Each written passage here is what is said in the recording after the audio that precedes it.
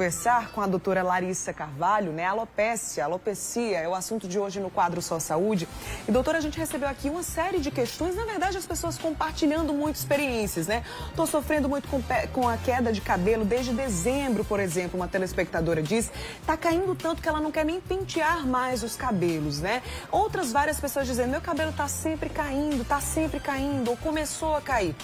Qual é o sinal de alerta para essa queda de cabelo com relação à alopecia, né? Uma queda repentina que dura muito tempo.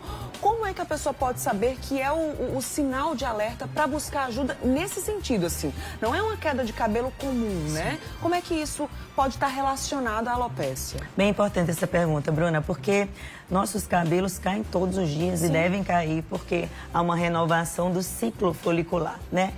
Só que existe uma média que aí é bem variado de acordo com cada paciente e cada quantidade de fios. Digamos que aí entre 100 e 120 fios, mas que não precisa contabilizar. O que é importante é quando há uma variação disso que nós estamos habituados. Ou seja, de repente eu lavo o cabelo e aquilo que eu estava habituado a ver cair no ralo, no chão, no travesseiro, até em outras ocasiões, sem ser no banho, me chama a atenção. Eu penteio e aquilo aqui já me incomoda no braço. Então é um sinal de alerta e isso começa a persistir. Ou seja, não foi momentâneo, pontual, foi um dia após o outro e eu não estava acostumada a isso. É importante procurar um dermatologista. Em geral, esses quadros dizem respeito sim a alopecias, mas em particular um eflúvio telógeno. Normalmente, quando a gente faz uma timeline, faz uma retrospectiva de uns 3 meses atrás, por exemplo, nós chamamos de gatilho, algo acionou ali como um gatilho mesmo. Por exemplo, uma Covid, uma situação emocional, às vezes muito comum atualmente uma cirurgia pós-bariátrica, né? Cirurgias bariátricas, perdas de peso importantes. Por quê? O que é que acontece? Naquele momento, o organismo, é tão maravilhoso isso, porque o folículo piloso é um mini órgão dentro do organismo, dentro do nosso corpo.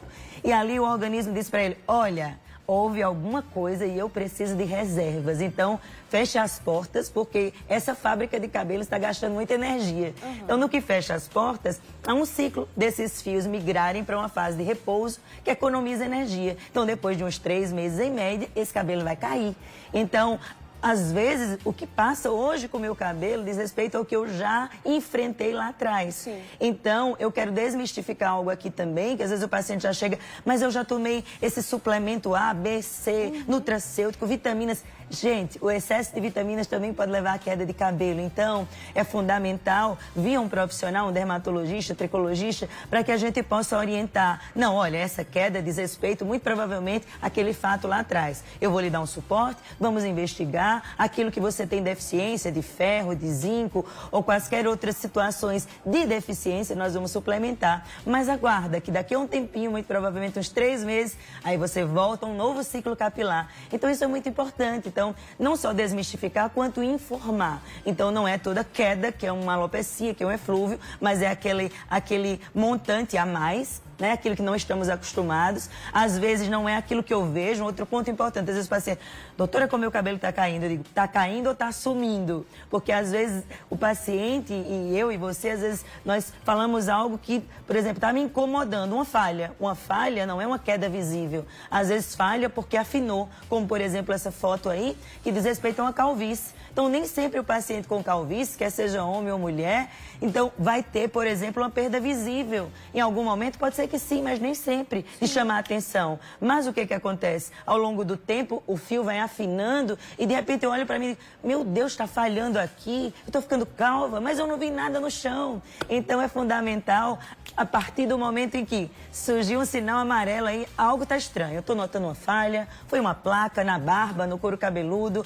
Não, os fios que estavam caindo agora está muito mais, isso não está normal. Opa, procure um especialista aí, é o momento de você ter o seu diagnóstico aí bem assertivo e o tratamento também correto. Exatamente, não vai deixando a situação ficar ainda mais grave, né? Sem você ter um diagnóstico, não saber como tratar corretamente, importante demais buscar um especialista, tá? A Mazé de Campina Grande, doutora, disse o seguinte, ela pergunta, a menopausa pode desencadear alopecia? Ela tem 52 anos, está na menopausa e já notou uma grande queda de cabelo. Tem relação a hein, doutora? Muito interessante. Existem alguns momentos, assim, bem de impacto hormonal, especialmente para a mulher.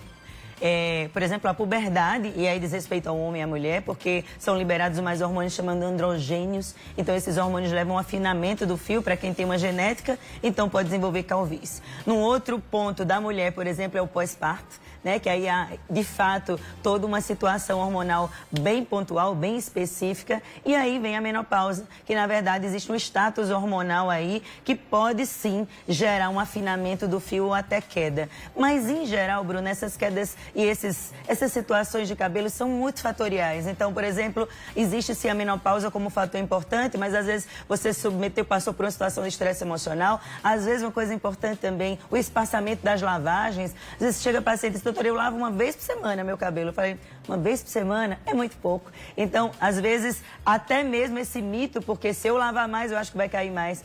Não, na verdade, a gente realmente tem uma orientação, mas, em geral, essa lavagem, até diariamente, para quem pratica muita atividade física, né, jovens, até dias alternados, mas não espaçar demais, não caia mais. Então, resumindo, o contexto hormonal, sim, pode implicar em causa de alopecia, especialmente a senil. Existe uma mais rara, que chama alopecia frontal fibrosante, é muito comum em mulheres pós-menopausa, é quando a testa começa a ter uma aparência de ficar maior. Na verdade, é um recuo da linha de implantação. Então, isso nem é alopecia areata, nem é alopecia androgenética, a calvície, já é uma outra condição. Recentemente, assim, lançada nos artigos científicos, é algo de 94, é de pouco tempo para cá, mas que é fundamental, porque é progressiva e é irreversível. Ou seja, então, por aqui, só por esse bate-papo, tem muitas causas de alopecia e é fundamental a procura por um especialista. Perfeito, doutora Luciana, obrigada pela participação, viu? Volte mais vezes ao Mulher Demais. Tivemos uma aula aqui hoje, né? E é um assunto muito abrangente, certamente tem mais dúvidas aqui no Mulher Demais, mas a gente já deixa o convite para que você possa participar outras vezes, viu? Obrigada, Bruna. Queria só terminar com uma frase que estava refletindo por esses dias. Se os nossos olhos enxergassem almas ao invés de corpos, ó, como seriam diferentes os nossos ideais de beleza. Fica para você refletir. Perfeita, maravilhosa, muito bom para começar a semana. Obrigada, Obrigada, viu? Bruna. Boa semana para você.